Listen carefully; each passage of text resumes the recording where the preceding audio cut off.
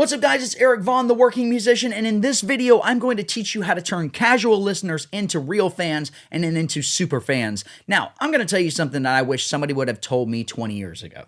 Playing music is only half the job. It's actually not even half. Being a working musician is not about playing songs. It's about building a fan base. If you watch my previous videos, you've heard me say, your job is to get butts and seats, and this is where that happens. Because fans are what keep your head above water, get you rebooked, raise your rate, and give you opportunities that you never saw coming. Nobody told me that when I started, so I'm telling you. Playing versus working a room. Now listen, playing is a skill, but working a room is a different skill. When I first started, I thought if I was just better at guitar or better at singing, then that would be enough. But guess what? It's not. Being on stage is a skill that you could only build while you are on stage. And here's the brutal truth. You build that skill in 3-minute increments. You don't get an 8-hour shift to practice it. You get a 3-minute song, and then another, and then another. Small rooms work different than big rooms, bars work different than festivals, and stage shows work different than corner gigs. Trust me, you're not going to feel comfortable at first. I know I didn't. I watched other guys, I took mental notes, I stole what worked, and eventually I built my own version of Eric. But here's the biggest lesson. People in front of you matter more than the song that you're playing. So let's talk about how this actually works. Step 1, read the room. When I'm on stage, I'm constantly scanning. Who's paying attention? Who's watching? Who's leaning in and actually listening? That's where you start. Look at a table that's paying attention and just simply say, hey, how are you guys doing tonight? You don't have to be fancy. You're just acknowledging them. So if you're newer and you don't have 300 songs ready to fire off for requests, don't ask, what do you want to hear? Ask this instead. Hey, what kind of music do you guys like? Pop, rock, country? When they say something like country, go into one of your strongest country songs that you know they're going to recognize. Now it's personal. Now they feel like you played that song for them, and that's your first hook. Look, it's like fishing. You test the water and you see who bites. Step 2, your break is your most important set. This is where most musicians fail. They play their set and then they disappear. No, your break is the most important part of the night. If I'm playing 3 hours, I'll often do an hour and a half straight and then take a 20 or 30-minute break. Not to rest, but to work the room. When you're building, 15 minutes isn't enough. Real conversations take about 5 to 10 minutes. If you actually want to connect, you need time. So here's how you do it. Start at the front, work one side, go to the back of the room, loop around, and end up back near the stage. Approach the tables that were paying attention and simply say, hey guys, I just wanted to come over and say hi, my name's Eric. That's it. You're not selling, you're not pitching, you're building rapport. And here's the shift. You're not building followers, you're building friends. Now let's define something. A superfan is not somebody who claps and then leaves, okay? A superfan is somebody who comes back without being asked, brings friends, shares your posts online, checks your calendar consistently, tips you all the time, and drives like 30 minutes to see you play. That's a superfan. And here's the part most musicians don't understand. You don't need thousands of them. You need a small handful. 10 real superfans can change your month, but 50 can change your career. Most musicians chase big numbers. Working musicians build loyal numbers. People remember how you make them feel way more than how you played. So here's some real world proof. When I was playing Margaritaville up at Universal City Walk in Orlando, I built a reputation because I did this every single night. I showed up ready, happy, engaged, working the room. And the head booker would literally send other musicians to watch my show and say, hey, this is what we want. Talk to people, be engaging. That didn't happen because I was the best guitar player in the room. It happened because I worked the room. That matters. So I've gotten this question a lot. What if your boss says your break is too long? This has happened to me multiple times.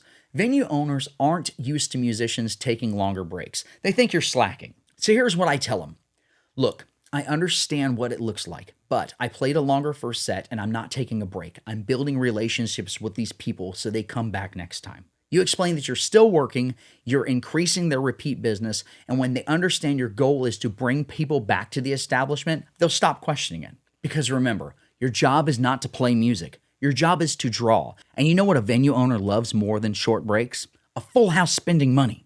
Never be a jerk. Look, this is huge. Never show your ass on stage. Never talk down to people. Never act bigger than the room. Look, People will forgive a missed lyric. You know what they're not going to forgive? You making them feel small. You're always performing, even when you're off stage. Your attitude is part of your brand, so never be a jerk. 5 people changes everything.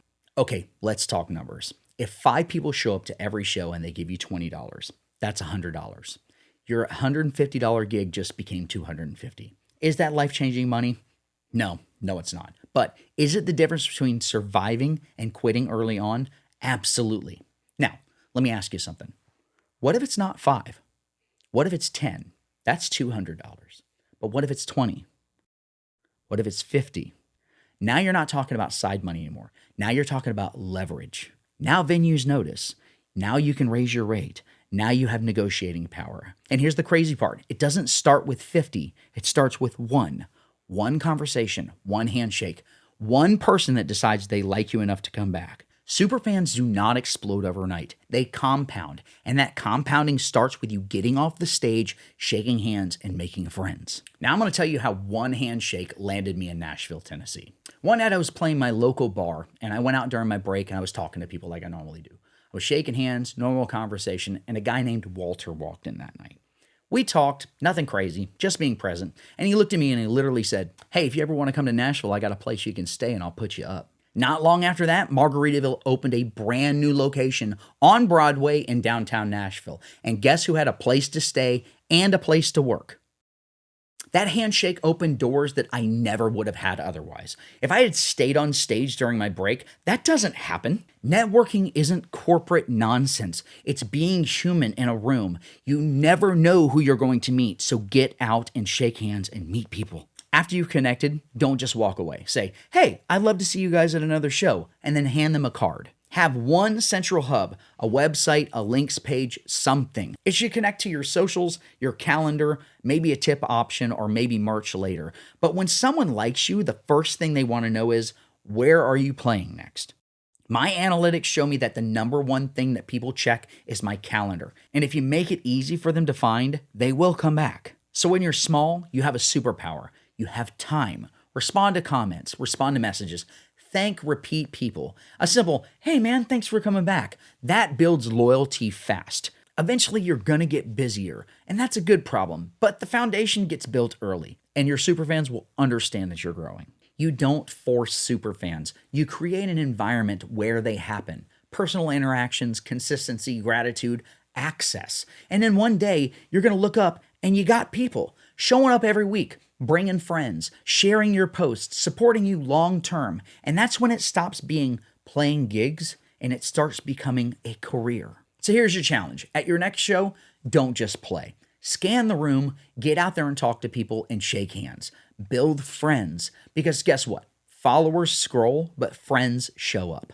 And one handshake might change your life. If this video helped you, do me a favor and hit the like button. It really does help the channel more than you think. And also, if you're serious about becoming a successful working musician and not just playing songs, but building fans and making real money doing this, make sure you subscribe. Also, I want to hear from you guys in the comments below. How many real super fans do you think that you guys have right now? And at your next gig, what is the one thing you're going to change to build more fans? I hope this video gave you guys some ideas, and in the next video, I'm going to show you how to take all of this and make sure you never have to ask for another gig again, because they're going to be asking you back. So for more real world stuff, no fluff, this is Eric Vaughn, the working musician, and I'll see you in the next one. Later.